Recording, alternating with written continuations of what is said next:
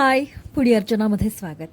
या व्हिडिओमध्ये आपण पाहणार आहात सुक्या बोंबिलांपासून तयार केलेला एक जुना पदार्थ, अर्थात जो मी माझ्या लहानपणापासून खात आली आहे.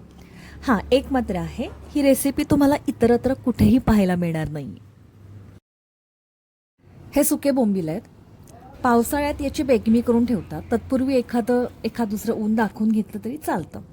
साफ करताना त्याचं डोकं आणि शेपटी तसेच मधल्या भागात काटेदार पंख कसे असतात ते काढून घेतले जातात. मात्र त्यातले सूक्ष्म काटे किंवा त्याचे जे पंख असतात ना, ते आपल्या बोटात रुतून बसण्याची शक्यता असते. त्यामुळे साफ करताना सावधगिरी बाळगावी लागते. साफ केल्यानंतर मला हवे तसे छोटे तुकडे करून घेतले.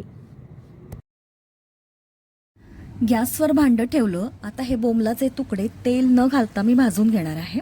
मंद आचेवर भाजून घ्यायचे आहेत. बोंबिलाचे हे तुकडे जसे भाजत जाल तसे ते कडक होत जातात. मग गॅस बंद करावा. अति भाजून करपू देऊ नये, नाहीतर ते कडवट लागतात.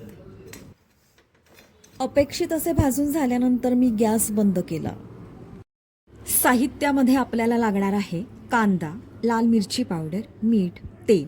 कांदा तुम्हाला जितका बारीक कापून घेता येईल तितका तो बारीक कापून घ्यावा. आता भाजून घेतलेले बोंबील घेतले. त्यात बारीक चिरलेला कांदा, थोडी लाल मिरची पावडर, मीठ आणि शेवटी तेल घातलं. आता हे सर्व मिक्स करावं की झाली भाजलेल्या सुक्या बोंबलाची पटकन होणारी रेसिपी. भाजलेले सुके बोंबील खाण्यास तयार आहेत. तर हे असे केलेले बोंबील भाकरीबरोबर छान लागतातच, पण भात आणि माशाची कढी असेल ना तर त्यासोबत तोंडी लावायला अप्रतिम लागतात.